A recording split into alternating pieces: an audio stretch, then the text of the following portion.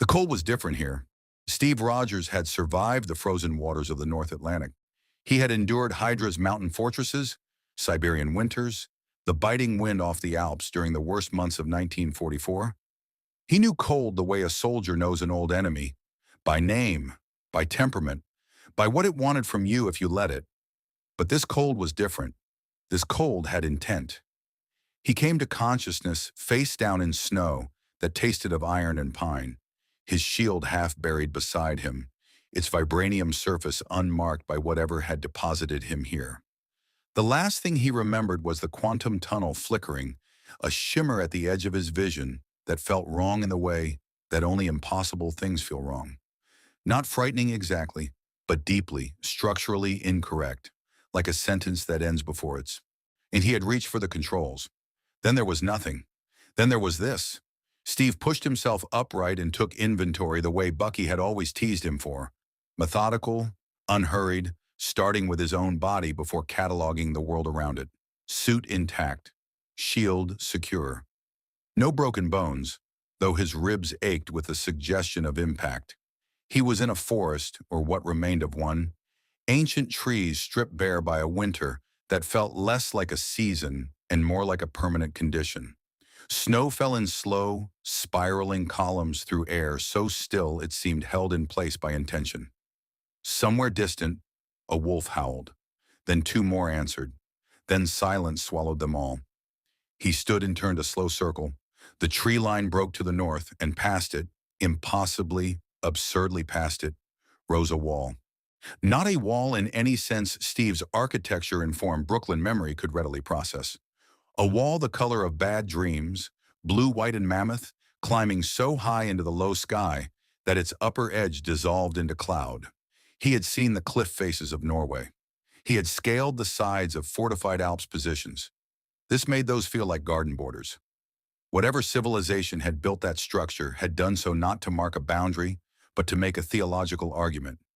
Here ends the world of men. He pulled the shield onto his arm by instinct. The wolf howled again, closer now, and not alone. Steve had approximately 30 seconds to register that the sounds moving through the trees were not wolves before the first man appeared. He was enormous, wrapped in black furs that had once been several different animals. A sword at his hip with a blade that curved slightly in a way Steve didn't recognize from any armory he'd ever studied.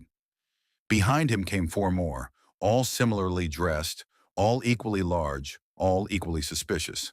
They fanned out in practiced formation, and Steve recognized the movement immediately. These were soldiers, or something functionally equivalent. "Easy," Steve said, keeping both hands visible while keeping the shield angled forward. "I'm not a threat. I don't know where I am, and I don't know how I got here, but I'm not a threat." The lead man said something in a language Steve didn't recognize. Not German, not Russian, not any of the 12 languages he'd cataloged over his decades of work. Old syllabled, consonant-heavy, the kind of speech that had been shaped by centuries of specific geography. Then one of the men pointed at the shield. At the star, the lead man said something else, shorter this time, with the clipped authority of an order, and the others moved inward. Steve assessed quickly. 5 men, all armed, all between him and the tree line. He could go through them. He absolutely could. But he'd learned a long time ago that could and should occupy different moral territories, and the men moving toward him didn't look like they were about to murder him. They looked like they'd found something they didn't understand, and were doing what cautious, experienced men do with things they don't understand. They were taking him somewhere to figure out what he was. Steve lowered the shield slightly, not enough to be defenseless, enough to communicate. The lead man studied him for a long moment, then spoke again. And this time the tone was different, less command, more assessment. He pointed at Steve, then south, then made a sweeping gesture that was universal in any language. "Come with us." Steve thought about the wall to the north. He thought about the cold that had intention. He thought about the wolves that had gone silent. "All right," he said, though no one understood him. "Lead the way." They walked for 3 hours through forests that grew progressively less dead, more pine, less bare oak. The snow still heavy, but the trees offering occasional shelter from the spiraling columns above. His escort said nothing to him, and nothing to each other beyond occasional murmured exchanges Steve couldn't parse. They moved efficiently. They checked the tree line constantly. Whatever lived in these woods, these men respected it enough to watch for it.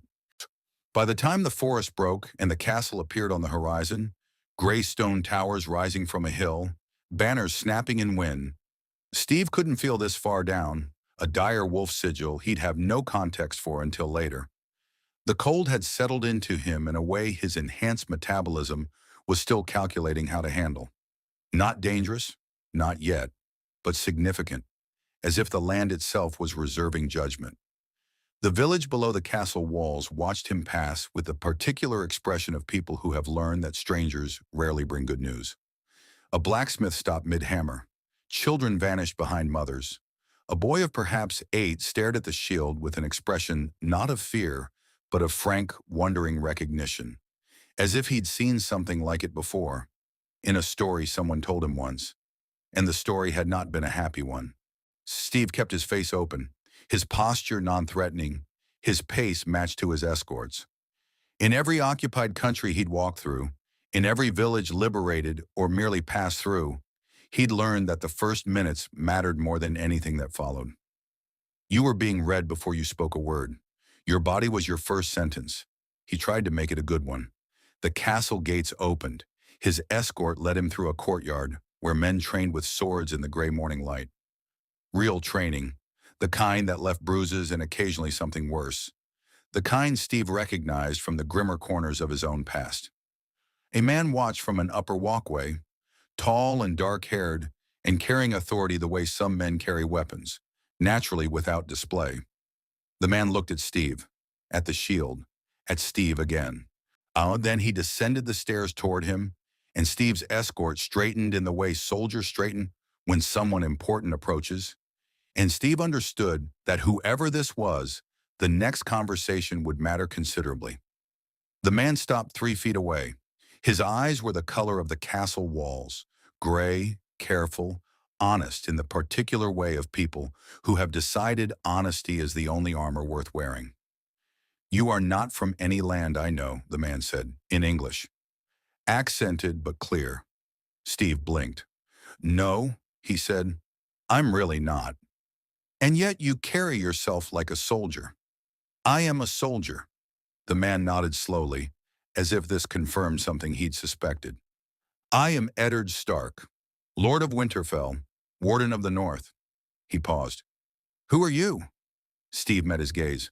Steve Rogers, Captain. And I have a feeling we're going to have a very long conversation. If you want to see more characters enter different universes, hit that subscribe button and drop the name of a character and the universe you'd want to see them in down in the comments below. Hope shines brightest in the darkest night. Ned Stark did not trust easily. Steve Rogers understood this within the first hour. It wasn't hostility. Ned was too measured for hostility, too deliberate in his assessments to waste energy on something as imprecise as distrust. It was something more considered than that.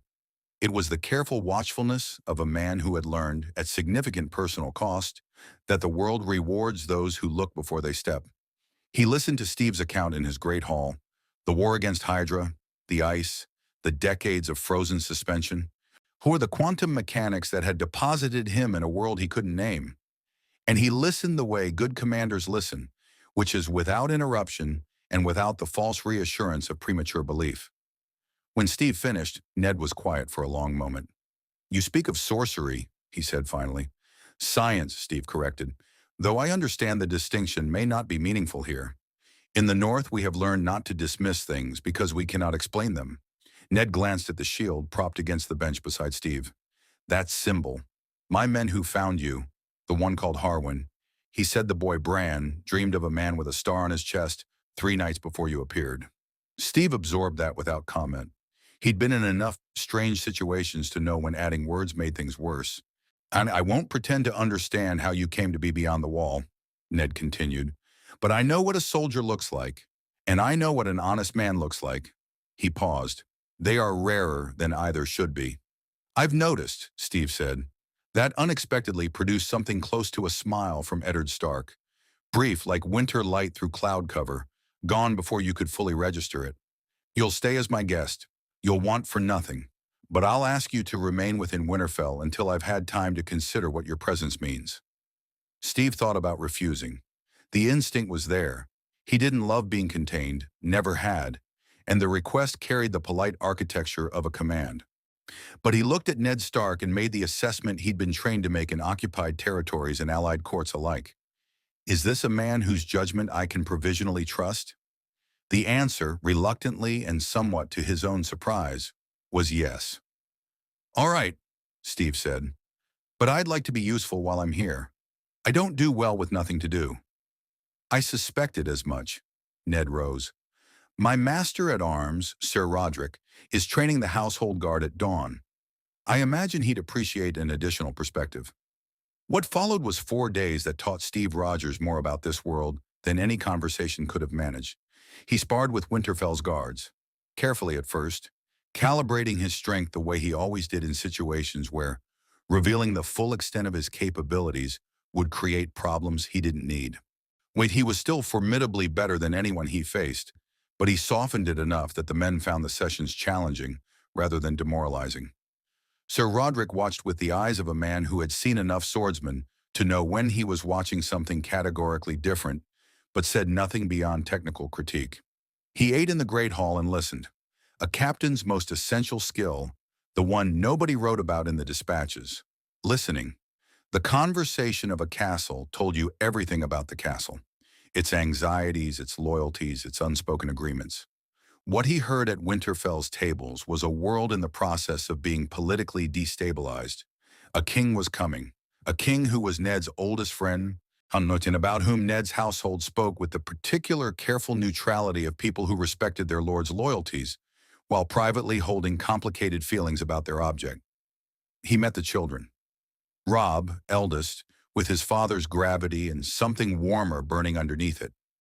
Sansa, beautiful and story-fed, who looked at Steve's shield with an expression he recognized from the young women of his Brooklyn neighborhood, who had read too many tales of knights and found reality a continuous disappointment. Arya, who looked at the shield with entirely different eyes, tactical eyes, measuring eyes, and asked him directly if he would teach her to fight. "Ask your father," Steve said. "He'll say no. Then we'll figure it out from there." Arya grinned. It was the grin of someone who had already decided the outcome and was simply being polite about the process. Jon Snow came to him on the third night, quieter than the others, carrying his bastardy like a wound that had scarred over, but never quite healed. He sat beside Steve at the edge of the practice yard, watching the torches move in wind coming down from the north, and asked the question none of the others had been direct enough to ask. "Do you believe in things you can't see?" Steve thought about that honestly. "I believe in the things I've seen that I couldn't explain," he said, which is a slightly different question. Jon nodded. "The Night's Watch who brought you in. They came from a ranging beyond the wall. They lost 2 men out there. The bodies were never found." He paused. "That's been happening more. Rangers going out and not coming back. Or coming back wrong." "Wrong how?" Jon looked at him sideways. "Dead, but moving." Steve held Jon's gaze and said nothing, because nothing he said would be adequate, and he knew it. He'd fought men in exoskeletons and men made of metal, and men who had been hollowed out and refilled with something else. He had learned not to establish hard borders around the possible. "Tell me about the wall," Steve said instead. Jon told him about the Night's Watch, about the wildlings beyond, about the White Walkers that most of the realm had dismissed as legend, old wives' terror, stories to frighten children through long winters. Jon did not dismiss them. Jon spoke about them the way Steve had learned to speak about Hydra in the early days, before the world had caught up to the reality of what they were, not as confirmed catastrophe, but as credible threat that the credulous were dangerously slow to take seriously.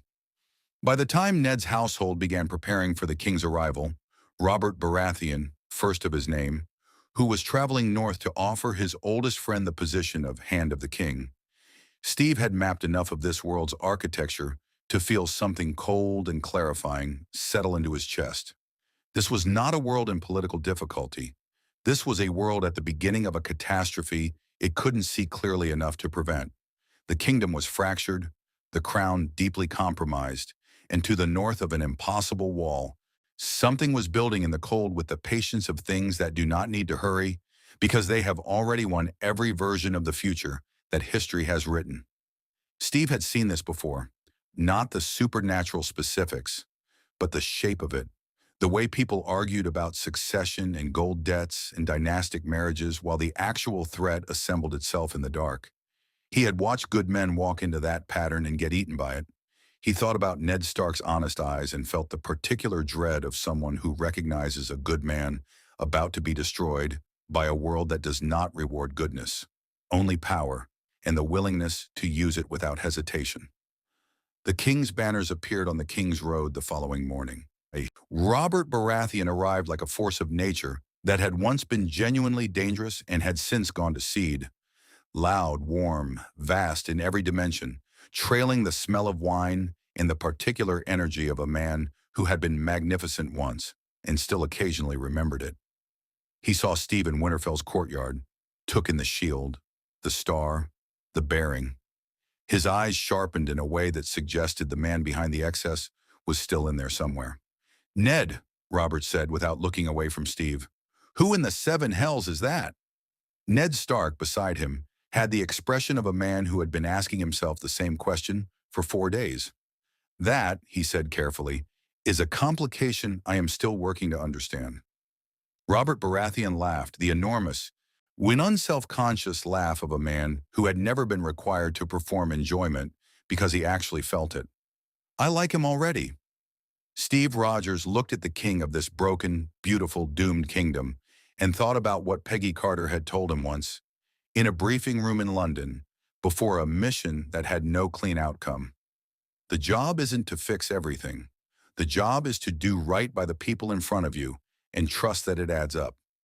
He was beginning to understand that in this world, even that modest ambition was going to cost something significant.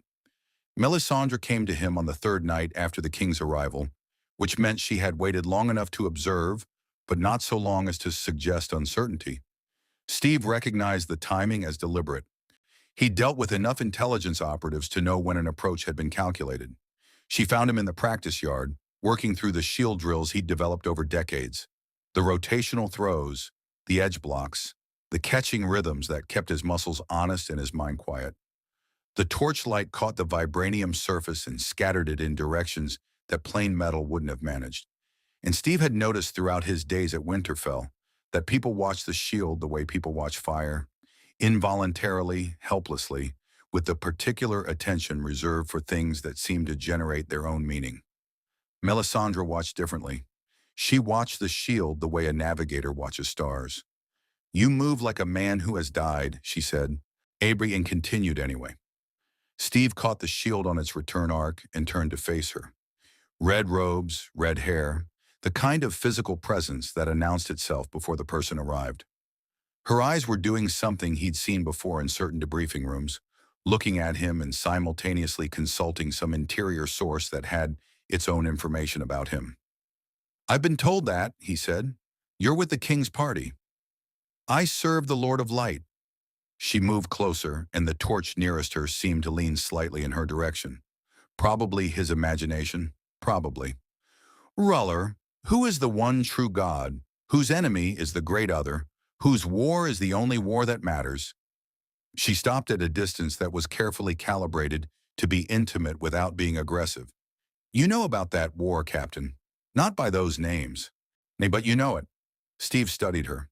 In his experience, people who spoke in absolute theological frameworks fell into two categories: those who were genuinely deluded and those who were using the framework as a delivery system for something true. The difficult thing about Melisandre, he was realizing, was that she appeared to be both simultaneously. "What do you want?" he asked. "To tell you what I have seen in the flames." She held his gaze. A shield burning bright in the darkness. Not consumed, burning, as a torch burns, as a symbol burns. She paused. "I have seen this for many years. I did not know what it meant. Then you arrived." "I'm not a symbol," Steve said. "I'm a soldier." "In my experience," Melisandre said, with something that might have been amusement, "men who say that are invariably both." She reached into the folds of her robe and produced nothing, just turned her palm upward, and in it, from nowhere Steve's eyes could account for, a small flame burned without fuel or source. It was red gold, and it moved like something alive. The Lord of Light sent you here, Captain Rogers, not the sorcery you described. Your science was merely the door he opened. You were meant to come. Steve looked at the flame, looked at her face, made a decision. I've had people tell me I was meant for things before, he said. It doesn't usually end well for the people doing the telling. The flame vanished. She lowered her hand with the composed patience of someone who has made a persuasive argument and is content to let it settle at its own pace. I do not ask you to believe. I ask you only to consider that your arrival was not random, and that the war coming from the north is not a war that swords alone will win. She turned to leave, then paused. The Stark Lord is a good man. In my visions, good men in this world have a troubling tendency toward short lives. She left him standing in the torchlight with that sentence hanging in the cold air, like smoke. Steve stood there for a while after she was gone, turning the shield over in his hands. He'd been briefed by intelligence agencies on 5 continents. He'd been manipulated by men who made Melisandre look like an amateur. He didn't trust her, couldn't yet, and maybe not ever. But he believed she believed what she said, and in the particular calculus of this situation, that mattered. To people who genuinely believed things were more predictable than people who were merely performing belief. And the warning about Ned, whatever its theological packaging, landed in a place Steve had already been circling on his own. He went to find Jon Snow. He located him in the stables, tending to a horse with the focused attention of someone who prefers animal company to human, when the humans in question are all engaged in the complex political theater of a royal visit.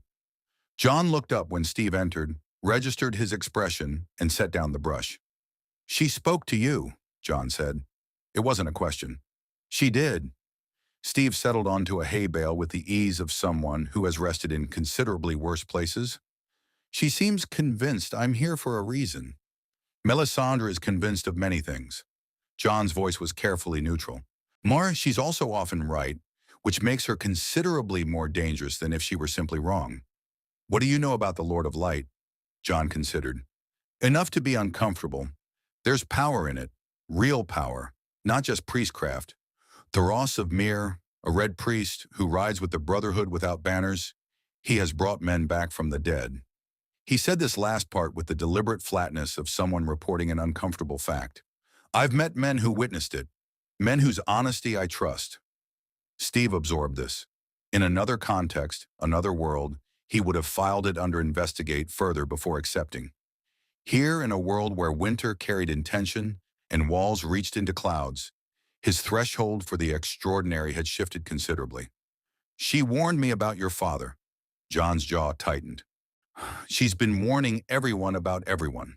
It's how she maintains influence. Enough accuracy to be credible, enough ambiguity to survive being wrong. She wasn't ambiguous about Ned. The silence that followed was the specific silence of someone hearing their private fear, given voice by a stranger. Jon looked at the horse. The horse looked at nothing in particular. Somewhere in the castle above them, Robert Baratheon was almost certainly laughing at something. My father is going south, Jon said quietly, to King's Landing, as Hand of the King. He paused. I'm going to the Wall. Steve looked at him. You've decided. I decided before the king arrived. The Wall is where the real threat is. Nobody in King's Landing will believe that until it's standing at the gates, and by then, he stopped. Nonham, by then it'll be too late to do anything about it. Steve finished. Jon met his eyes. There was something in his gaze that Steve recognized from other young men in other wars. The particular clarity that comes when someone has identified the right thing to do and accepted that the right thing is going to be hard and painful and possibly fatal, and decided to do it anyway. Steve had always found that look more moving than he could adequately express. Come to the Wall, Jon said. Whatever Melisandre thinks you are, symbol, soldier, tool of her god, the Night's Watch needs men who know how to fight things that shouldn't exist. Steve thought about it. Thought about Ned going south into a court he'd already identified as a trap made of marble and silk. thought about Melisandre's flame burning without fuel, and thought about the wolf howls he'd heard on his first night and the silence that had swallowed them. He thought about the shape of the catastrophe, the way it assembled itself in the dark while people argued about gold and names and who sat in which chair. Not yet, Steve said.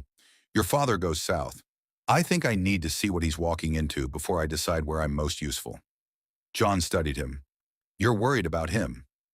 I'm worried about what happens to this whole kingdom if the wrong people lose the wrong arguments in King's Landing. Steve stood, settling the shield onto his arm. I've seen what happens when good men go into corrupt systems alone. It doesn't usually end with the system changing. In the stable's warm, close air, with the horse breathing steadily beside them, while Jon Snow looked at Steve Rogers with the particular expression of someone who has just realized that the stranger in their midst understands something essential about their world, not despite being foreign to it, but because of it. Because sometimes it takes outside eyes to see the shape of what everyone inside has normalized. Then go south, John said. But remember what she said about symbols. He turned back to the horse. This world eats good men. It tends to preserve symbols a little longer. Above them, through stone and timber in the cold Winterfell air, a raven called, sharp, mechanical, urgent. The sound of news arriving, the sound of the world rearranging itself around a decision already made. Steve Rogers walked back into the castle, and the torch nearest him didn't lean in his direction at all. Probably. King's Landing smelled like ambition and rot in equal measure. Steve had been in enough capital cities to know that power concentrated in one place did specific things to the air. A thickness, a pressure, the atmospheric weight of too many competing desires occupying too small a geography. Washington had it. London had it during the war. King's Landing had it the way those cities had it, multiplied by a factor that accounted for the complete absence of institutional guardrails. There were no elections here, no press corps, no oversight committees composed of men who were themselves compromised, but at least performed the theater of accountability. There was the Iron Throne, and there was everything else arranged in concentric circles of proximity to it, what each circle performing loyalty to the one inside it, while quietly sharpening instruments for use against it. He had ridden south with Ned's party, accepted into it with the pragmatic hospitality of a lord who had decided that a super soldier of unclear origin was more useful close than distant. Ned had not asked him to swear fealty. Steve had appreciated that more than he could express. Oaths meant something to him, meant everything in fact, and he would not have sworn one he couldn't keep. The city assaulted every sense on approach. Hundreds of thousands of people compressed into streets designed for a fraction of that number. The smell of the harbor mixing with cook fires and refuse, and the particular human density of poverty existing in the shadow of extraordinary wealth. The Red Keep rose above it all on its hill like a statement of intent, massive, beautiful, and built to remind everyone below it of their place in the established order. Ned had warned him, quietly, during the journey south. King's Landing is not the North. People there say one thing and mean three others. Watch who stands closest to whom. Watch who laughs at the king's jokes. Watch who doesn't. Steve had listened carefully and thought about how the same briefing, with different proper nouns, could have been delivered before any number of missions he'd run in occupied Europe. He watched. What he saw in the first 3 days was a court in the late stages of a particular kind of institutional decay. The kind that happens when the people responsible for maintaining a system have all individually decided that their personal survival requires them to hollow it out.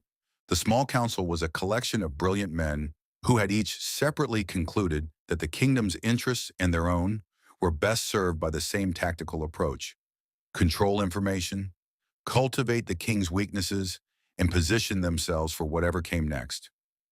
Varys the Spider moved through the court like smoke, present in rooms he hadn't visibly entered, absent from conversations where his absence meant more than his presence. Littlefinger smiled with the particular warmth of someone who had calculated the exact temperature of warmth required for each recipient. Cersei Lannister watched Steve with eyes that did their own kind of intelligence assessment. Not the watchful caution of Ned's evaluation, but something colder and more transactional, like a general calculating what an unfamiliar weapon might be worth if properly aimed. And then there was Joffrey.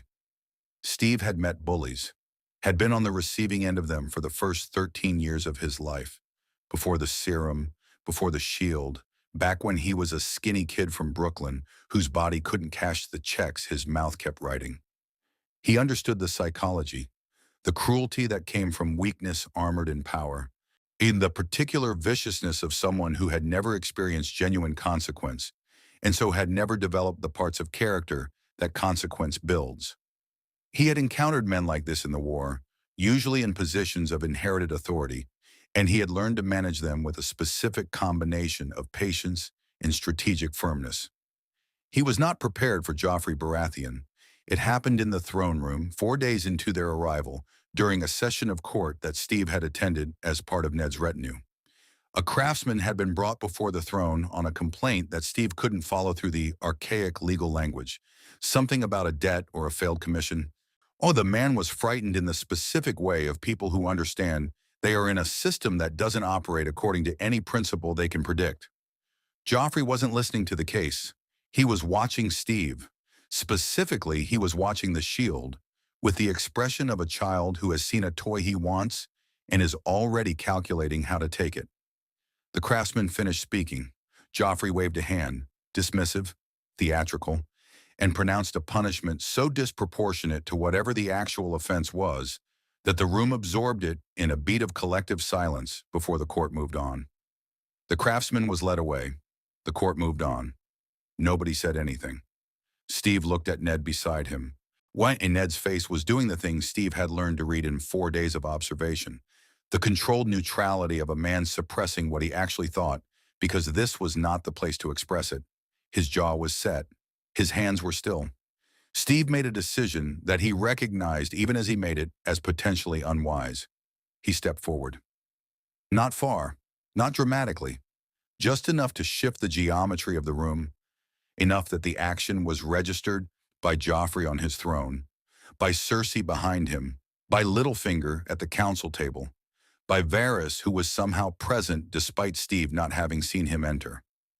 That punishment doesn't fit the offense, Steve said, clearly, without theater, but without hesitation. The silence that followed had a specific texture. Joffrey's expression moved through surprise, confusion, and then something else. A cold settling in, the expression of someone who has been contradicted publicly and is accessing the part of themselves that has been taught that this is the highest available offense. What did you say? I said the punishment doesn't fit the offense. Steve held his gaze. He'd held harder ones. In any system of justice worth the name, the consequence has to be proportional to the harm. What that man did, whatever it was, doesn't warrant what you just ordered. The room was very quiet. Cersei had gone completely still in the particular way of someone calculating damage and response simultaneously. Ned had closed his eyes briefly, the expression of a man who has just watched something inevitable begin. Joffrey stood up. He was younger than Steve had fully registered until this moment, a boy playing a role designed for a man, wearing the costume of authority like something borrowed. Do you know who I am? You're the king, Steve said, which is why it matters more, not less, that you get this right. People are watching how you use the power you have. That's how a reputation gets made. It was, he would reflect later, the most diplomatically he had ever framed that particular argument. He'd said harder things to men with more institutional power than Joffrey Baratheon. He'd said them to senators and generals and a president once, in a situation that had involved considerably more property damage than this one. Joffrey sat back down slowly. His face had gone through several iterations and settled on something that was performing control while actually being rage. The specific expression of someone who is deciding that this is a problem to be solved later, in private, in a way that doesn't involve public humiliation. You are a guest here, Joffrey said quietly. Guests have limits. So do kings, Steve said. He stepped back. The court session resumed. The craftsman's punishment was not rescinded, and Steve understood he hadn't won anything. Understood that what he'd actually done was make himself visible in a way that invited targeted attention from people who were considerably more sophisticated at the game of King's Landing than he would ever choose to be. Ned found him afterward in the corridor leading from the throne room. Jaime, and his expression combined the look of a man who has watched something admirable and something disastrous occur simultaneously. That was, Ned began. I know, Steve said. You understand what you've done. Made an enemy. Made several. Ned studied him. Cersei is already considering you a threat. Joffrey doesn't forgive public correction. And Littlefinger, he paused. Littlefinger will want to know what you are and whether you can be used. Steve looked back toward the throne room door. Behind it, on a seat made of melted swords, a boy was deciding how to make Steve Rogers regret this afternoon. The man in there, Steve said. The craftsman. Someone should check on him. Ned looked at him for a long moment. And then, I'll see to it. They walked in opposite directions, through a corridor where every shadow might have ears, and every smile had a price. And Steve thought about Melisandre's warning and Jan's voice in the stable in the shape of catastrophes that build in the dark, while good men argue about the wrong things in the wrong rooms. He was in the wrong room. He knew it with the certainty of someone who has learned, repeatedly and at significant cost, to trust that particular instinct. But the craftsman would be looked after. And Joffrey Baratheon had heard in front of his entire court that power had limits. Sometimes the wrong room was exactly where you needed to be. The Brotherhood without banners operated in the space between what the kingdom claimed to be and what it actually was.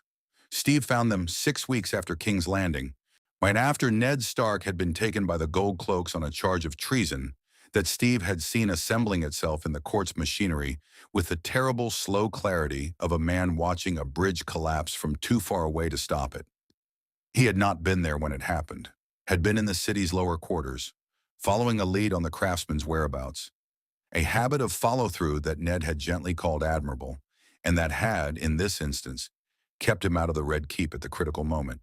He had returned to find the gates closed and the Lannister banners repositioned in ways that told their own story without requiring explanation. He had left King's Landing before dawn, not running. He had never run from anything in his life and didn't intend to start now. But the tactical reality was simple. Inside those walls, without allies, without institutional standing, and with Joffrey's attention already fixed on him as an unresolved problem, he was one Gold Cloak captain away from a cell that would accomplish nothing. Outside those walls, he could move. He could find leverage. He could look for the shape of what came next. What came next turned out to be the Riverlands. The war had reached them before Steve did. Not a war with clean lines or declared sides, but the sprawling, ugly, civilian-consuming conflict that happens when great houses use the lands of smaller ones as the geography of their argument. He moved through burned villages with the specific sick feeling of someone who has seen this pattern in other centuries, other continents, the same handwriting on different walls, farms gutted, wells fouled. A people who had done nothing more politically significant than live in the wrong place at the wrong time, now carrying everything they owned and whatever they could lift. He helped where he could. It was not a strategy, it was just what you did. It was, in fact, what got him found. The Brotherhood scouts had been watching him for 2 days before they made contact. He'd known they were there since the first day, had made the deliberate choice not to acknowledge it, allowing them to complete their assessment on their own timeline. When the man finally dropped from a tree into the road ahead of him, with the theatrical confidence of someone who does this often and has never had it go badly, Steve stopped walking and waited. The man was compact, weathered, shorn with a red scarf tied around his arm, and eyes that had arrived at a specific philosophy about the world and found it clarifying rather than depressing. He looked at Steve's shield for precisely the same duration that everyone looked at Steve's shield. Long enough to confirm it was real, short enough to avoid appearing impressed. Thoros of Myr, the man said. Red priest, terrible swordsman, occasional miracle worker. You've been helping people. That's generally the idea, Steve said. Not around here it isn't. Thoros tilted his head. The men I ride with would like to meet you. Beric Dondarrion was everything the Brotherhood's reputation suggested, and several things it didn't. He was a lord, had been a lord, technically still was, and though lordship in the Riverlands currently meant something more aspirational than practical, and he carried that origin with the slightly puzzled air of someone who had started one journey and found himself irreversibly committed to a different one. He had died 6 times. Steve learned this not from Beric himself, but from Thoros, who mentioned it with the specific exhausted casualness of someone reporting a recurring administrative problem. 6 times, Steve repeated. The Lord of Light keeps sending him back, Thoros said, in the tone of a man who has made his theological peace with something he never fully expected to believe. Each time a little less of him comes back with him, but enough, always enough. They sat around a fire in the ruins of what had been a mill, hundreds, perhaps a dozen Brotherhood members arranged in the comfortable informality of people who have been traveling together long enough to stop performing and start actually being with each other. Steve recognized the energy immediately and felt something in his chest loosen that had been tight since King's Landing. This was what a unit felt like. Not an army, not a court, not a political apparatus, a unit. People who had chosen each other for functional and then deeper reasons, who operated on trust built through shared difficulty rather than institutional command. It reminded him of the Howling Commandos so specifically that it hurt. Beric listened to Steve's account with the calm of someone who has died enough times to have reordered his relationship with the extraordinary. When Steve finished, Beric was quiet for a moment, the firelight moving across a face that had the particular quality of things worn smooth by repeated passage. You went to King's Landing, Beric said. I did. And you found it to be what it is. I found it to be what it is, Steve agreed. Beric nodded slowly. We were sent south by Lord Stark, the first Lord Stark, before he stopped, reorganized. We were sent to enforce the King's justice. We found that the King's justice and actual justice had parted ways considerably. He looked at the fire. So we made a decision. We would be what we were sent to be, even if those who sent us had forgotten the purpose. Steve studied him. You enforce justice in the Riverlands. We try, with what we have. Beric's damaged eyes came up to meet Steve's. We are not many. We are not powerful in the way that armies are powerful. But we move, and we remember what we're for, and we protect the people that the great houses have decided are acceptable losses. He paused. You've been doing the same thing, alone, which is less efficient. I've been told that before, Steve said, by a man named Fury, who also had something of your delivery. Thoros laughed, the genuine, unguarded laugh of someone who wasn't expecting to be entertained. Several other Brotherhood members looked up. The fire crackled. Stay with us, Beric said. It wasn't a command and wasn't quite a request. It was an offer extended between equals, which was the only kind Steve had ever been comfortable accepting. Not forever, but the Riverlands need whatever you are, and we could use a man who the Lannisters haven't yet found a category for. Steve looked around the fire, looked at Thoros, whose faith in a god Steve didn't know had produced results Steve couldn't deny. Looked at the Brotherhood members, outlaws by the Crown's classification, which in the current Crown's case Steve was finding harder to treat as a meaningful designation. Looked at Beric Dondarrion, who had died 6 times in service of a justice that the institutions of his world had abandoned, and kept coming back because the work wasn't finished. He thought about Dum Dum Dugan and Gabe Jones and the others. He thought about what it meant to find your unit. Tell me about your operations, Steve said. Beric almost smiled. Thoros, the map. They planned until the fire burned low, and the Riverlands wind moved through the mill's broken walls, and somewhere in the direction of the road a family was moving through darkness, carrying what they could lift. Aken, the Brotherhood without banners, had gained one more member who intended to make the difference between them and safety significantly smaller. For the first time since he'd woken up face down in northern snow, Steve Rogers felt like he was doing something that made sense. It was, he knew from experience, exactly the kind of feeling that preceded something going very wrong. Daenerys Targaryen received him the way she received everything that complicated her narrative, with absolute composure and absolute certainty. The two things working together to create the impression of a woman who had decided what the world meant and was prepared to wait as long as necessary for the world to agree.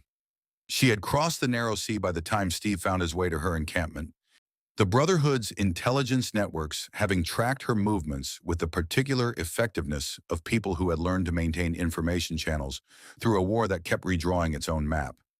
She was in the Reach, establishing a position with her Dothraki and Unsullied, while her dragons made tactical arguments that no ground force could adequately counter.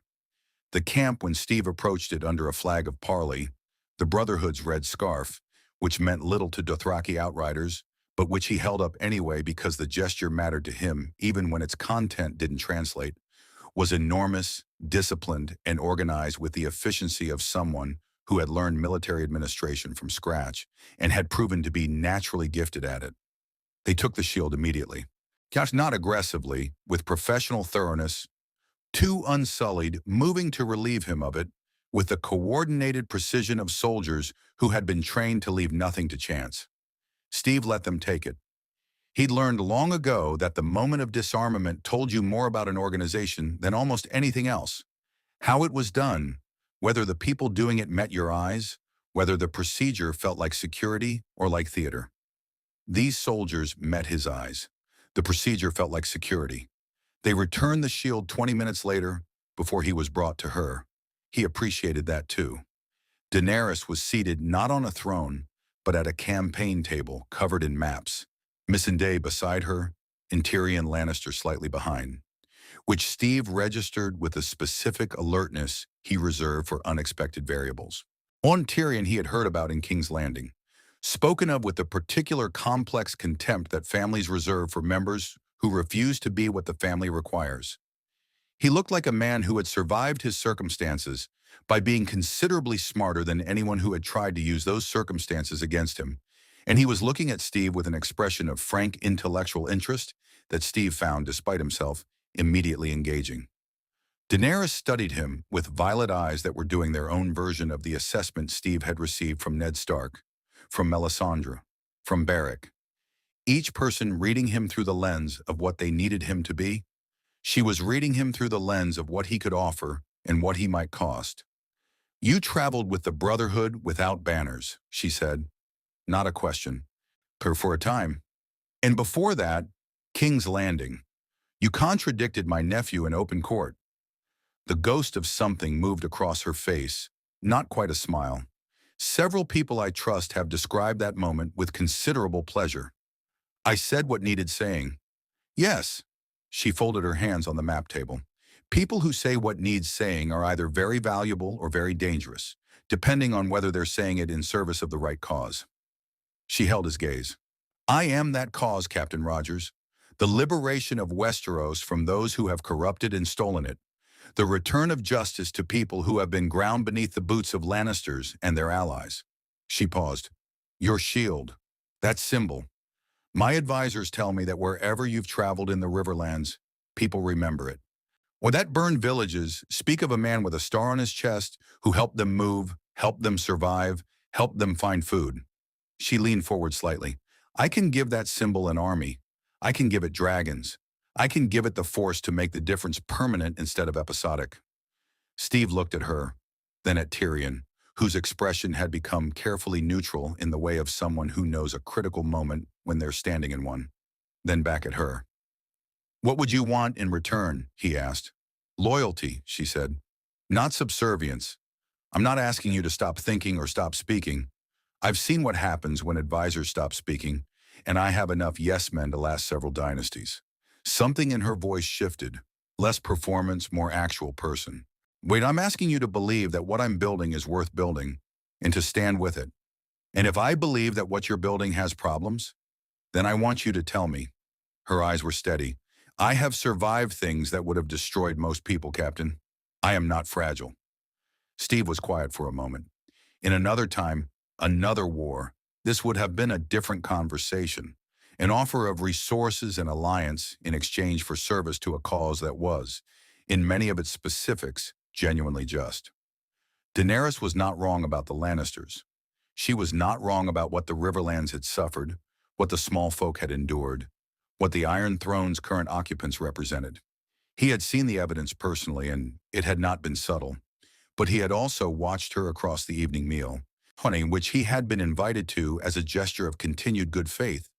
And he had watched how the people closest to her related to her certainty, the way Missandei translated it, the way the Dothraki blood riders deferred to it, the way even Tyrion, who was clearly the most independent mind in her inner circle, navigated around its edges with the careful attention of someone who knew exactly where the load-bearing walls were. Certainty was not a problem. Steve had operated from certainty his entire life. The certainty that some things were wrong and needed opposing, regardless of the personal cost. But there was a difference between certainty about values and certainty about yourself, and he had watched enough powerful people to know that the second kind could curdle the first if nobody in the room was willing to push back hard enough. He thought about injustice, not by that name. He had no frame for that specific narrative, but he had seen what absolute conviction combined with absolute power could produce, and the warning that lived in that knowledge was not something he could turn off. "I won't kneel," he said. The room absorbed that. Daenerys's expression didn't change, which was itself a kind of answer. She had expected this, had prepared for it, which meant she was either genuinely respectful of his position or had a longer game in mind. Possibly both. "I'm not asking you to kneel," she said. "You're asking me to commit to your cause before I've seen enough of it to make that commitment honestly." Steve kept his voice level. "I don't make commitments I can't keep, and I don't make them under pressure or because someone has resources I could use." He paused. I've seen what you're fighting against. I haven't seen enough of what you're fighting for." The silence extended. Tyrion behind her had acquired an expression that Steve couldn't fully decode, but that involved what appeared to be reluctant respect. Daenerys looked at him for a long time. Then, "What would it take?" "Time," Steve said, "and honesty. Show me how your army operates. Show me how you make decisions when the decision is hard. Show me what you do when the cause requires something that costs innocent people." He met her eyes. "Then we'll talk." It was, he recognized, not the answer she was accustomed to receiving. People knelt for Daenerys Targaryen. People pledged their lives in swords and ships. They did not ask for transparency and a provisional evaluation period. But she nodded, slowly, on with the composure that was either genuine character or extraordinary performance. 3 days. You'll observe, ask questions, and at the end of 3 days, you'll tell me what you think." "Agreed," Steve said. He spent those 3 days learning things that complicated his picture in both directions: acts of genuine justice, punishments that were proportional and restoring, moments where Daenerys overruled her own impulses in favor of her advisor's counsel, and also moments where the dragons made an argument and the argument was accepted too quickly because it was decisive, and decisive felt like progress when you were trying to win a war. On the evening of the third day, Tyrion found him at the edge of camp looking north. "You're not going to commit," Tyrion said. It wasn't accusatory. It was the observation of someone who had arrived at the same conclusion through different reasoning. "Not yet. She won't wait indefinitely." "I know." Steve looked at the horizon. "Do you believe in her?" Tyrion considered this with the serious deliberation it deserved. "I believe she could be what she says she wants to be," he said carefully. "Whether she will be is a question that depends on choices not yet made." Steve nodded. It was, he thought, the most honest answer anyone had given him since he'd arrived in this world. He left the camp before dawn. Not because he'd decided against her. That decision remained genuinely open, suspended in the space between what she was and what she might become. But because the North was pulling at him the way true things pull, with the specific gravity of matters that can't be deferred indefinitely while the political world argues about succession. And because 3 ravens had arrived in camp that evening from beyond the wall, and their message, relayed to him by a Brotherhood contact who'd intercepted the copy, contained 2 words that rewrote every calculation he'd been making. They march. The twins stood over the Green Fork like a judgment rendered in stone. 2 castle towers connected by a bridge that controlled the only viable crossing for 50 miles in either direction. Lord Walder Frey had built his entire legacy on that geographic fact, had leveraged it across decades into marriages, alliances, and the specific kind of power that accrues to people who control the thing everyone else needs. Steve had encountered men like Walder Frey before. Not in Westeros, everywhere. The ones who found a bottleneck and made themselves the bottle. He arrived 2 days before Robb Stark's wedding party.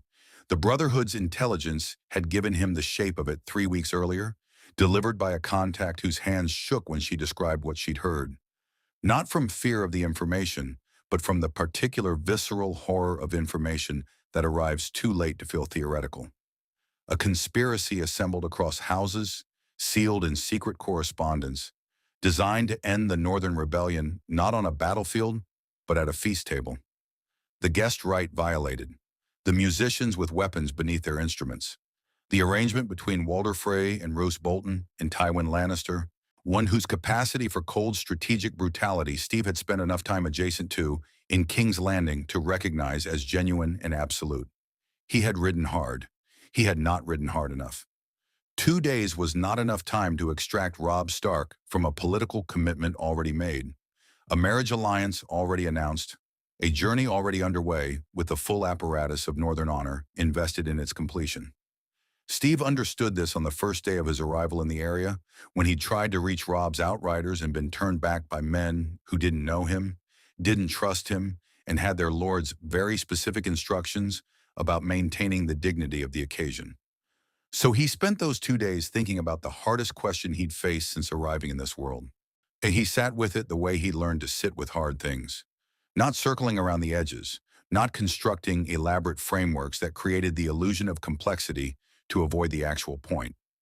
The actual point was this: he could stop it. Not through diplomacy, not through warning. Those doors were closing with every hour. But he could walk into the twins with the shield and his capabilities, and he could make it physically impossible for the massacre to occur. He could neutralize the armed musicians before they played their signal. He could place himself between the Stark soldiers and the Frey crossbowmen. He could, in the most direct available sense, prevent the Red Wedding from happening. The cost of that intervention would be a war, not the war already happening, a new one. Or rather, the current one transformed into something that had no negotiated end, because the Lannisters would never accept a peace that had been imposed by an outsider who had physically prevented their strategy from executing. The war would spread. More villages in the Riverlands, more burned farms, more families carrying everything they owned through darkness. And the White Walkers were marching. Two words that had rewritten every calculation. And they rewrote this one too, because a Westeros consumed in expanded Southern war was a Westeros with no capacity to face what was coming from the north. Robb Stark had lost this war by other measures already. Steve could see that with the cold clarity of a military mind that had been assessing campaigns since 1943. His bannermen were fragmenting. His position in the Riverlands was strategically untenable. The Northern cause, as constituted, was not going to win this war through continued military action, none of which made the people inside the twins acceptable losses. This was the thought that kept arriving, in different language but the same shape, every time he tried to settle the question. Not the strategic consideration. He could manage the strategic consideration. It was the specific human fact of it. Robb Stark, whom Steve had watched in Winterfell's yard, with his father's gravity and something warmer underneath. Catelyn Tully, who had loved her children with the fierce practical intelligence of someone who knew exactly what the world cost. The Northern soldiers who had followed their lord south because that was what you did. Because honor meant something to them in the same specific way it meant something to Steve, and they were going to die at a dinner table for it. He found Thoros of Myr on the evening before the wedding, sitting outside the Brotherhood's camp with a wineskin and an expression that suggested he'd been sitting with the same question. "You know," Steve said. It wasn't a question. "We got the same intelligence." Thoros stared at the fire. "We've been arguing about it for 2 days. Beric wants to warn them. Half the others say warning them costs us everything. Our sources, our position, our ability to operate in the Riverlands for the next decade." He took a long drink. "The other half say that doesn't matter. What do you think?" Thoros was quiet for a moment. "I think the Lord of Light has shown me things I cannot explain. And I think those things have given me a certainty about some matters that I did not choose and cannot set aside." He looked at Steve. "And I think that certainty does not make the calculation easier. It makes it harder." Steve sat beside him. The fire moved in the Riverland's wind.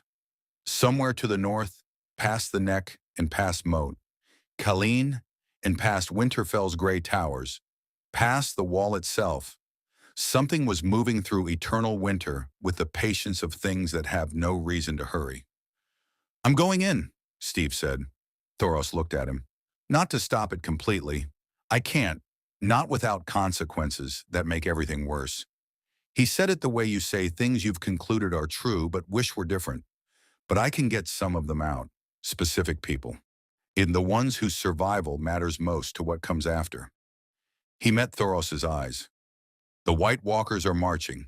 This war in the South needs to end, and it needs to end with someone alive who can unite the North. Robb is already lost. Strategically, I mean. But Jon Snow isn't. Jon isn't in the twins. No. But if Robb dies tonight and Catelyn dies tonight, and there's no one left with Stark blood and Northern loyalty, he stopped. Jon needs to know what's coming, needs to be in a position to lead it, which means the Night's Watch needs to know, which means the message has to reach Castle Black through someone the Watch will trust. Thoros stared into the fire for a long time. So you're going to let it happen. I'm going to get who I can get out. Eowyn, and I'm going to carry the weight of the rest of it. Steve picked up the shield from beside him. The vibranium caught the firelight and distributed it in ways that plain metal couldn't manage. That's not the same as letting it happen, but it's close enough that the difference is going to matter to me for a long time. He went in through the riverside, below the waterline of conventional surveillance, emerging in the castle's lower levels with the quiet efficiency of someone who had infiltrated better defended positions in worse conditions. The feast was already underway. He could hear it through the stone, the particular acoustic signature of celebration operating on top of tension. Musicians playing Rains of Castamere with a specific, deliberate choice of people who wanted their signal heard. He moved fast. He knew where Catelyn Tully was seated from the Brotherhood's diagram of the hall. He knew the timing from the intelligence about when the gates would be sealed. What he found when he reached the gallery overlooking the hall stopped him for 3 seconds that he would later be unable to account for in any tactical framework. The sheer scale of the betrayal, rendered in real time, was something that his understanding of human capacity for organized cruelty had not fully prepared him for, even after everything he'd seen. He had fought armies. He had seen battlefields. This was different. This was a feast table. These were guests. The guest right. Thoros had explained it to him. The ancient sacred compact that made a host's roof a guarantee of safety was being violated with the specific cold deliberation of people who had decided that old sacred things were tools to be used and discarded. He got Catelyn out. Through a servant's passage he'd identified on his reconnaissance, into the river darkness, into a boat held by 2 Brotherhood members who asked no questions because they'd been told not to. She was wounded. She was transformed. Something in her eyes had changed in the moments he'd reached her that he recognized as the specific alteration that happens when a person experiences something that rearranges their fundamental relationship with the world. He did not get Robb out. He had been too far into the hall, too surrounded. And Steve had made the calculation that destroying the twins to reach him would kill everyone inside it, including the people he was trying to save. And he had made that calculation in approximately 4 seconds while moving, and he would never be certain it was right. He sat in the boat as it moved downriver through darkness. Catelyn Tully beside him wrapped in a Brotherhood cloak, and he felt the weight of what he had not done settle into him alongside the weight of what he had, and he understood something that Beric Dondarrion had tried to tell him weeks ago in different language. This world did not offer clean hands. It offered choices between costs, and the job was to make the choice you could carry without it destroying your ability to make the next one. He could carry this. He would carry it. He looked north, upriver, marred toward the wall and whatever assembled itself beyond it in the dark. He carried it and he moved. The wall was different at night. During the day it was a geological fact, something your eyes processed as architecture, but your nervous system registered as landscape. Too large for the category of things men built, belonging instead to the category of things that simply existed, like mountains or the edge of the sky. But at night the wall became something else. It became a presence. The moonlight hit its ancient ice and returned a blue-white luminescence that had no warmth in it, a light that illuminated without comforting, that showed you exactly where you were, without suggesting that where you were was acceptable. Steve stood at its base and felt small in the specific way that genuine scale produces. Not diminished exactly. Washed but correctly proportioned, which was its own uncomfortable sensation for someone who had spent decades being told he was exceptional. Jon Snow met him at the gate. He had aged. Not in years, it had been months since Winterfell. Not years, but in the specific way that certain kinds of experience age people, compressing time through intensity until a season of the Night's Watch contained the experiential weight of a decade elsewhere. His eyes had the quality Steve had seen in veterans returning from particularly brutal campaigns, the look of someone who had updated their understanding of what the world contained and was still integrating the update. They embraced briefly, in the way of men who have established trust quickly and don't need to perform it. Then Jon looked at Steve's face and read what was there. "Robb," he said. "Yes." Jon absorbed it. The wall breathed cold behind him. Somewhere on the other side of it, in the darkness that had no visible end, things moved with the patience of the inevitable. "And my mother?" "Alive, with the Brotherhood." Steve held his gaze. "She's changed, Jon. What happened changed her. But she's alive." Jon nodded slowly, the specific nod of someone filing information in a place they'll return to when they can afford to, which was not now. "You came about the North. The Ravens said they march. I need to understand what that means in practical terms. Numbers, movement, capability." Steve followed Jon through the gate into Castle Black's torch-lit interior, the warmth of it after the wall's emanations, feeling almost aggressive. "Soy, and I need to understand what you have to stop them." What Jon laid out over the following 2 hours, in the Night's Watch's sparse map room with Maester Aemon present, and occasionally contributing observations in the precise voice of someone who had been thinking about this problem for longer than anyone else in the room had been alive, was a strategic picture that Steve absorbed with the trained attention of someone who had sat in Allied command briefings during the war's darkest years and learned to extract operational reality from reports designed to soften it. The army of the dead was not an army in any sense his tactical vocabulary had prepared him for. It did not require supply lines.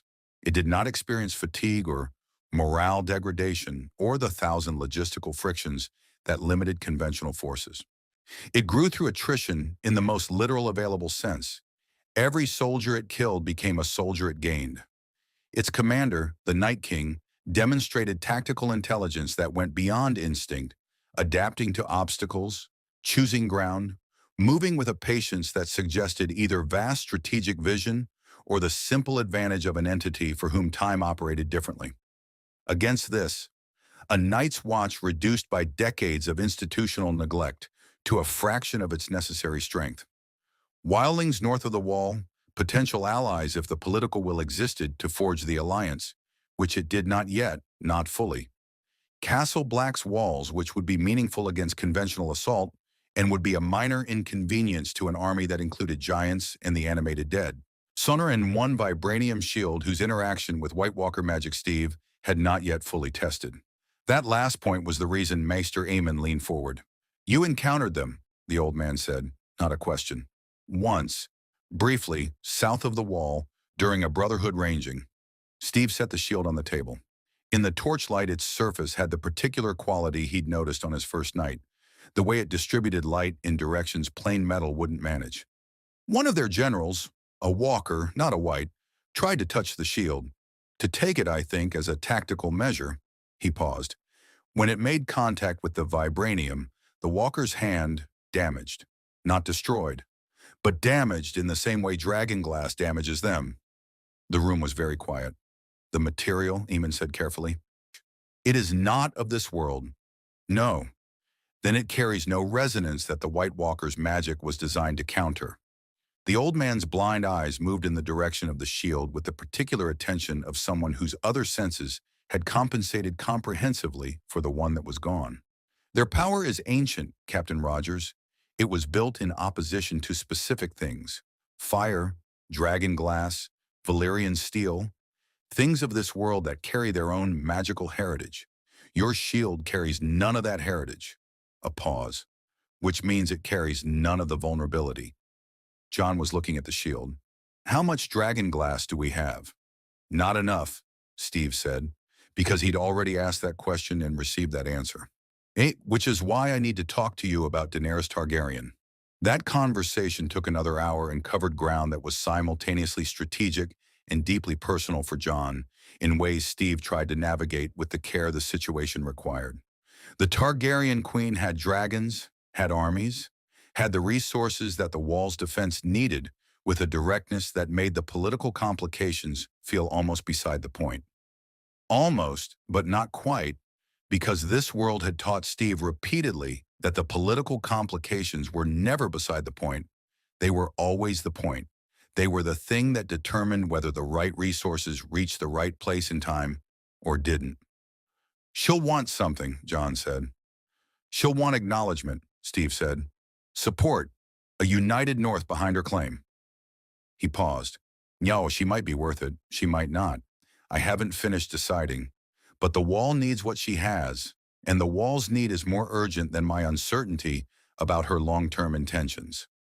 John looked at the map, at the marks indicating reported sightings, ranging positions, the places where Night's Watch brothers had gone out and not returned. The marks were concentrated in the far north, but the pattern of them, the directional logic they implied when you read them the way a tactician reads ground, told a story about movement and intent that was not ambiguous. I'll range north of the wall, John said. With you. I need to see what we're actually facing. Not reports, not ravens. I need to see it. Steve had known this was coming, had prepared for it, had also prepared for the argument he needed to make against it, in which was the argument of someone who had watched enough commanders expose themselves unnecessarily and understood the specific cost of losing the one person who could hold a coalition together. He made the argument. John listened to it with genuine attention and then rejected it with the quiet certainty of someone who had already made their decision before the conversation began, which was, Steve acknowledged privately, a trait they shared. They went north the following dawn. Beyond the wall, the world lost its colors. The green and gray of Westeros south of it, even the winter pale version of those colors, gave way to a white that was not absence of color, but presence of something else. The positive assertion of a particular kind of nothing, vast and structured and deliberate. And the cold here had the intentionality Steve had noticed on his first night multiplied by exposure and proximity to its source. They found the first dead village 6 hours north, not destroyed, preserved. That was the thing that Steve had not expected, and that landed with a different weight than destruction would have. The buildings were intact. The animals were intact, standing in their places in the silence of things that had stopped being animals and become something else. The people were standing in the village square in a formation that had no natural explanation, arranged with the specific geometric precision of something that had put them there on purpose, facing north, waiting. Steve stood at the edge of the village and felt something he hadn't felt since the early days against Hydra.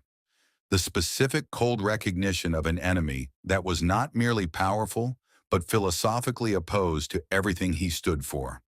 Not as a political position, but as a fundamental orientation toward existence. Hydra had wanted to control the world. The Night King wanted to end it. Not in anger, not in malice.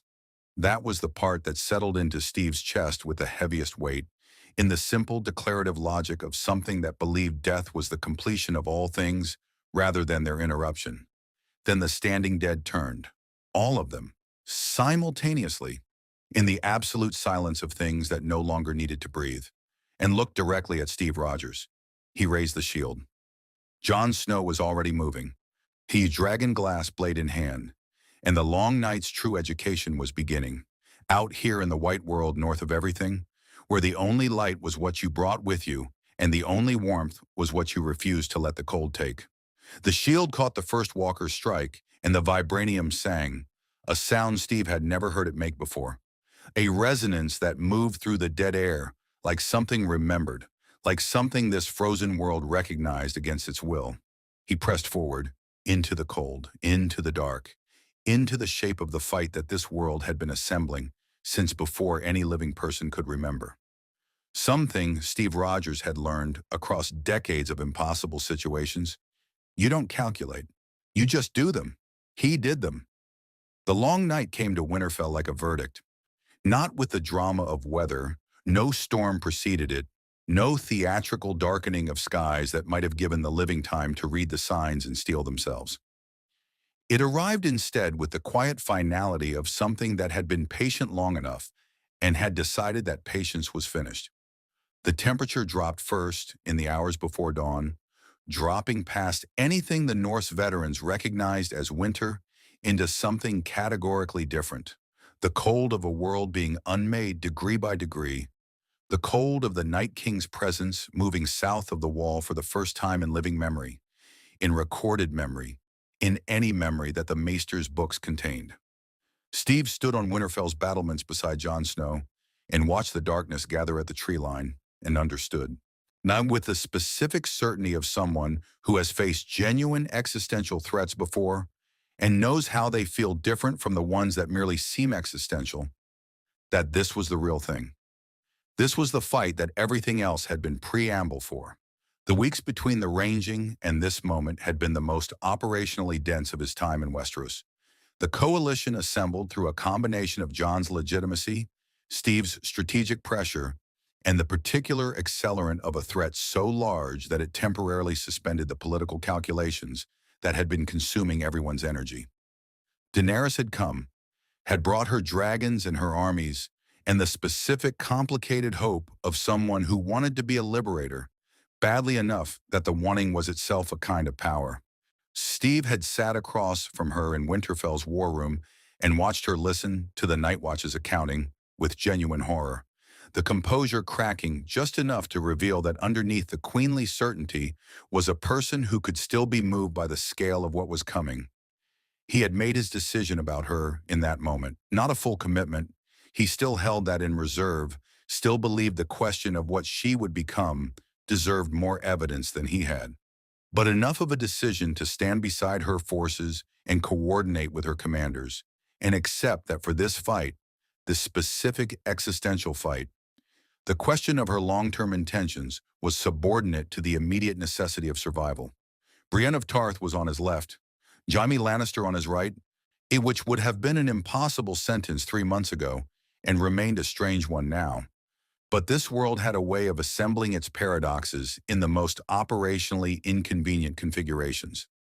The hounds somewhere behind them, radiating the specific angry competence of someone who wanted to be somewhere else, but had decided the somewhere else available was worse than here.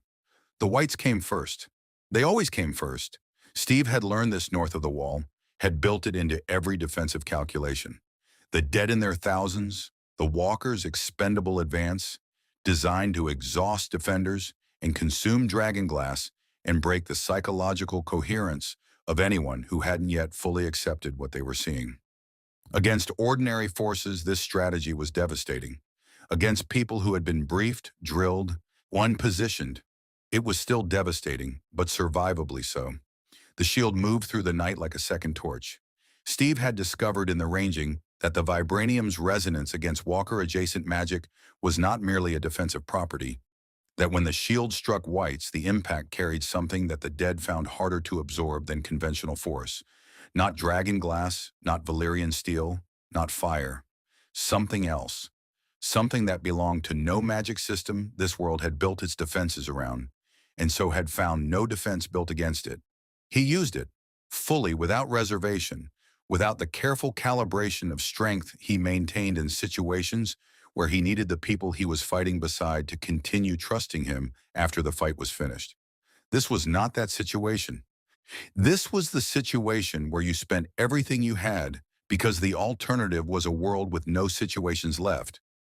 He fought through the night's first hours in the organized chaos of a large defensive engagement, the kind where your field of vision narrows to immediate threat and immediate response, where the larger picture is something you maintain in the back of your mind while the front of your mind handles what's directly in front of you. Whites on the walls, whites through the gates when the gates buckled, and the gates always buckled. That too he'd learned north of the wall. The interior of Winterfell becoming its own battlefield with its own geography of survival.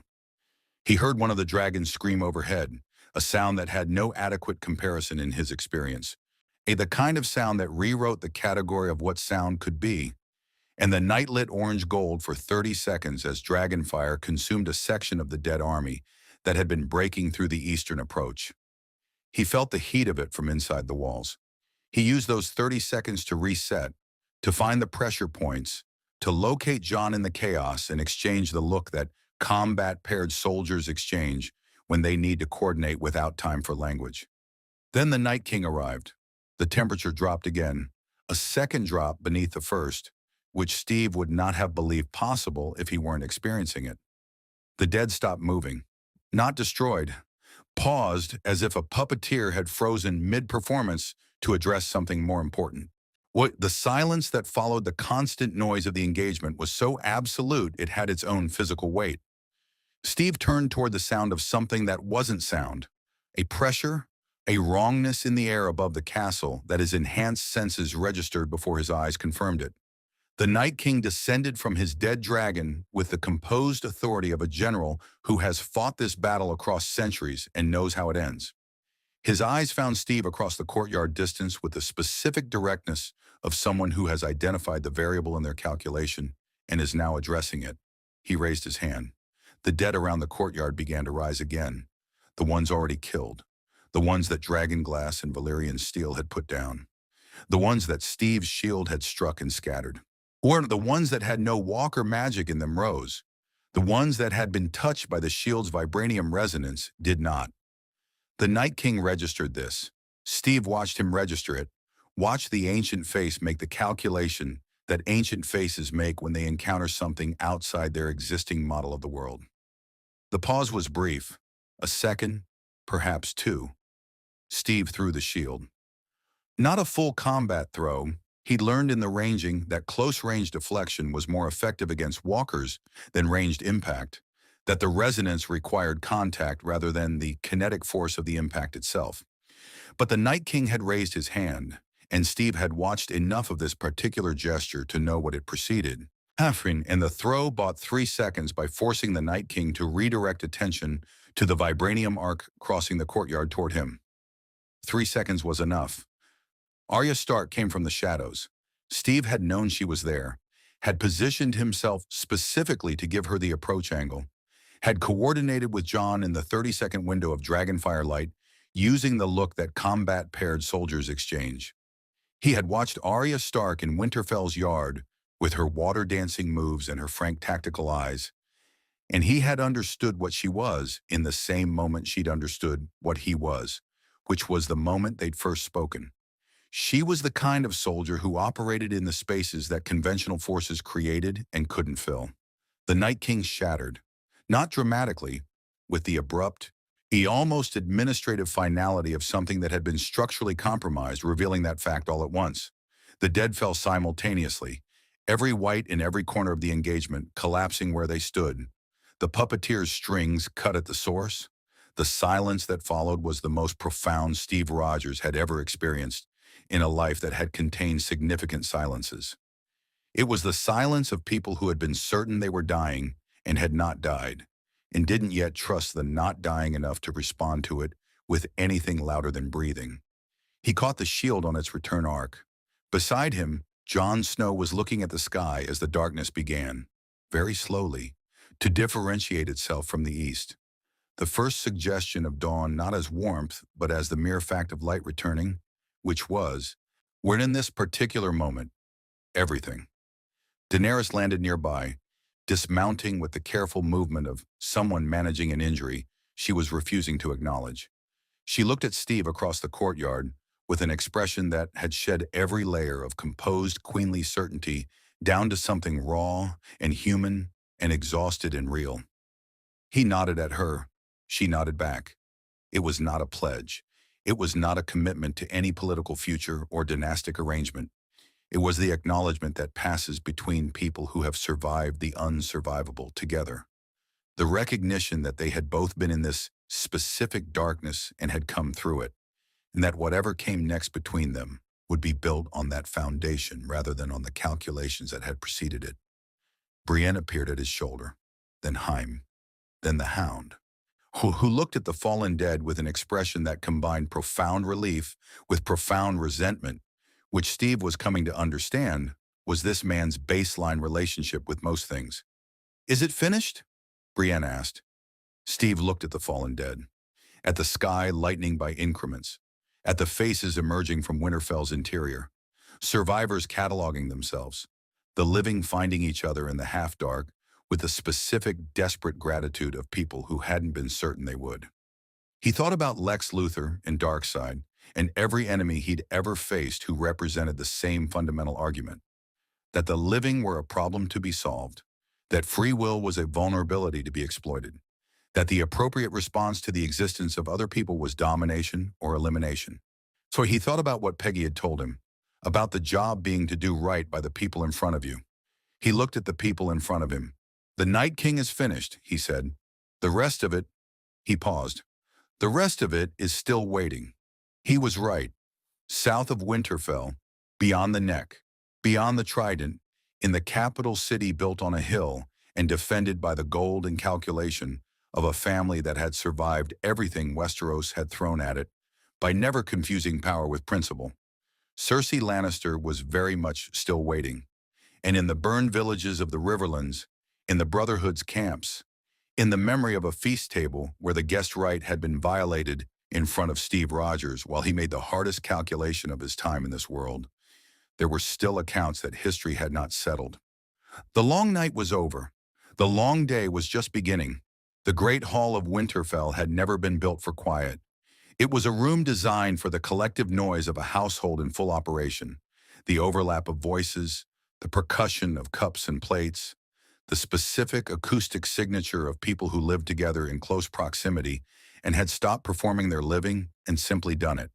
But in the days following the long night, the hall held a different kind of occupation. The quiet of people who had survived something that had no adequate category and were navigating the particular difficulty of returning to ordinary concerns, when ordinary concerns felt like a language you had been fluent in once and now had to relearn from first principles. See, Steve sat at the long table with a cup of something that was not coffee and would never be coffee and drank it anyway, and watched the hall fill gradually with the business of aftermath. The aftermath of the Night King's destruction was, in its own way, as complex as the battle that had preceded it. The dead were gone, fallen where they stood, every white dissolved by the same structural logic that had shattered their maker, which was the cleanest outcome Steve had encountered in any conflict he could remember. No wounded enemy, no prisoners, no occupation, just absence, where moments before there had been the most dangerous army in the world. The living were left to manage the living, which was always the harder problem. Daenerys had moved her remaining forces south within 48 hours. Not retreat, reorientation toward the capital. Toward the completion of the war, she'd crossed an ocean to fight. She had come to Steve before she left, in the gray morning light of a Winterfell courtyard that still bore the marks of the night's engagement in ways that would take months to fully repair. "Come south," she said. "When this is finished, I'll need people around me who tell me true things. Tyrion tells you true things. Tyrion tells me careful things. There's a difference." She held his gaze. "You tell me true things without caring whether I want to hear them. In my experience, that is either the quality of a genuinely good person or the quality of someone who has nothing to lose." She paused. "I suspect in your case it's both." Steve looked at her, at the woman who might become the queen this kingdom needed or the tyrant it feared, whose future was still genuinely unwritten in the ways that mattered, and who was asking him, in her way, to help write it toward the better outcome. "When it's finished," he said, "we'll talk." She nodded. She left. He watched the dragon's shadow move south across the snow and thought about Melisandre's flame burning without fuel and whether symbols and soldiers were as different as he'd insisted on his first night in this hall. Jon came to him on the third day, carrying something that had been decided in private before it arrived in conversation. Steve recognized the weight of pre-decided things, had been on both sides of them often enough to know the specific gravity. "They're offering me the North," Jon said. "The surviving lords, formal recognition, king in the North." Steve waited. "Okay, I don't want it." "I know." Jon looked at him sideways. "You know. You told me in a stable in Winterfell that you were going to the Wall because that's where the real threat was. Men who go to the Wall because it's where the real threat is don't generally want thrones when the threat is defeated." Steve turned the cup in his hands. "What do you want?" Jon was quiet for a long time. The hall moved around them with its careful quiet. I want the North to be safe. I want the people who died to have died for something that holds. I want, he stopped, reorganized. I want to know that what we did here meant something that lasts beyond the people who did it. Steve thought about a different hall, in a different century, having a version of this conversation with men who had different names in the same essential question. And then figure out what structure makes that most likely and build it, he said. Not what gives you the most power, what creates the most stability. Those are different answers usually. John looked at him. You sound like you've done this before. I've watched people do it badly enough times to have opinions about it, Steve said. The Lord's offer was declined. Sansa Stark was named Queen in the North, a decision that had its own complicated architecture of legitimacy and practicality, and the particular truth that Sansa had spent more time in the specific institution of ruling than anyone else available, and had learned from it rather than being consumed by it. She accepted with the composure of someone who had been preparing for this without knowing she was preparing for it. Gwen and Steve watched her accept it and thought that this world's habit of destroying good people might, in specific cases, be balanced by its equally strong habit of forging remarkable ones. Arya found him on the fourth evening, sitting on the battlements where he had stood with Jon, watching the darkness gather. She sat beside him without preamble, which was consistent with everything he'd learned about her. You gave me the angle, she said. You didn't need it. I needed 3 seconds. Then I gave you 3 seconds. She was quiet for a moment. The north spread out below them in the early dark, vast, cold, brutally beautiful. The kind of landscape that made no concessions to human preference, but offered, in exchange for the lack of concession, a clarity that softer geographies couldn't manage. Are you going south? Eventually. To her. Steve didn't answer immediately. There's still a war in the South. There are still people in the Riverlands who need... He stopped. There's still work. Arya looked at him with her frank, tactical eyes, the eyes that had looked at his shield on their first meeting and seen function before symbol. You're not going to take anything, are you, when it's over, whatever they offer you? It wasn't quite a question. No, he said. Why not? Steve thought about it honestly, the way he tried to think about the questions that deserved honesty. Because the moment I want something from this, land, title, power, recognition, is the moment my reasons for being here change.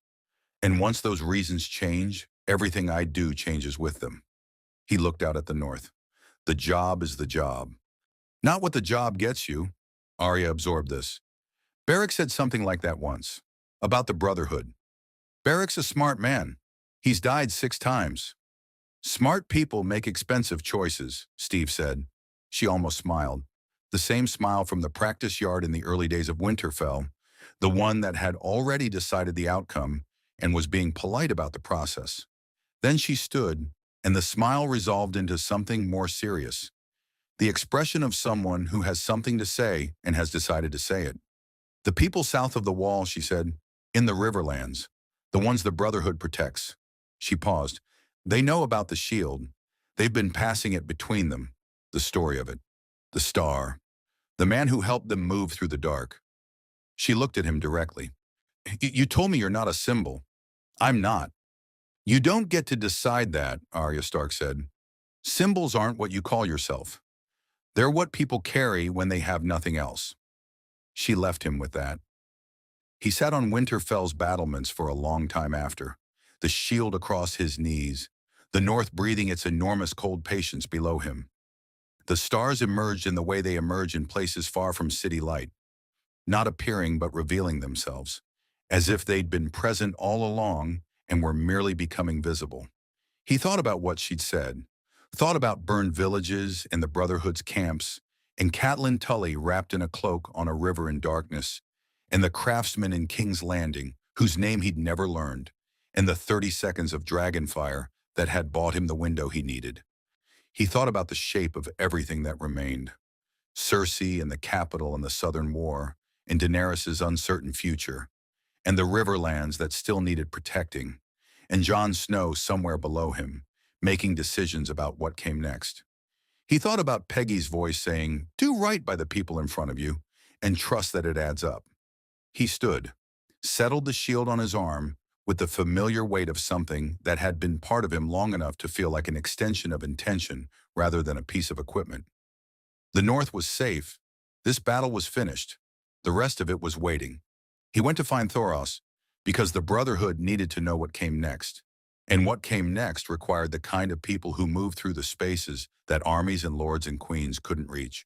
Huni protecting the people that power had decided were acceptable losses and refusing, with the stubborn and expensive insistence of people who had made a specific moral choice to accept that designation. South. Into the complicated, fractured, burning, surviving world below the wall that still had so much left to determine about itself. The shield caught the starlight as he moved through Winterfell's courtyard, blue, white, and cold, the same color as the wall's ancient ice, the same color as the night that had just been survived.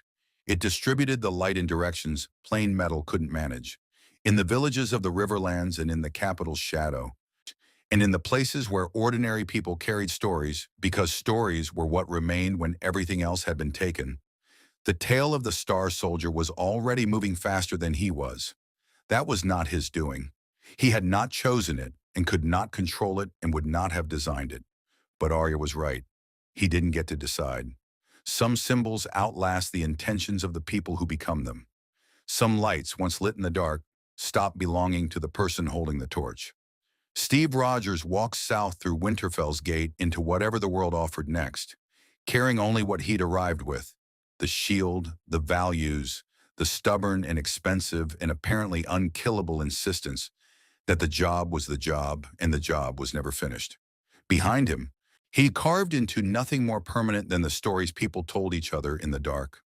A legend that belonged to no house and no king and no throne had already taken root in the oldest soil available, the kind that outlasts winters.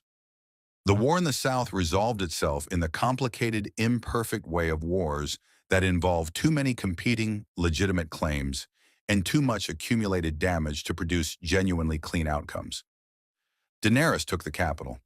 What she did with it thereafter became a question that Steve Rogers would spend considerable time close enough to influence and far enough from to maintain the independence that influence required.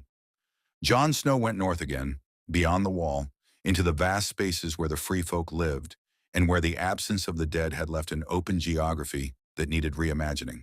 So Sansa Stark ruled the North with the careful competence of someone who had been educated in courts that tried to destroy her, and emerged with the education intact and the destruction declined. Arya sailed west toward whatever the maps ran out of. The Brotherhood without banners continued their work in the Riverlands, now with a man in a star-spangled shield occasionally appearing in the places where people needed something to appear. Beric Dondarrion, against all structural probability, remained alive. Steve Rogers held no title, swore no fealty, accepted no land. He remained what he had been, a soldier, doing the job, carrying the weight of the choices he'd made and the ones he hadn't, moving through a world that was rebuilding itself from catastrophe with the slow, stubborn insistence of living things that have survived something that should have been unsurvivable. The shield caught whatever light was available. It always would.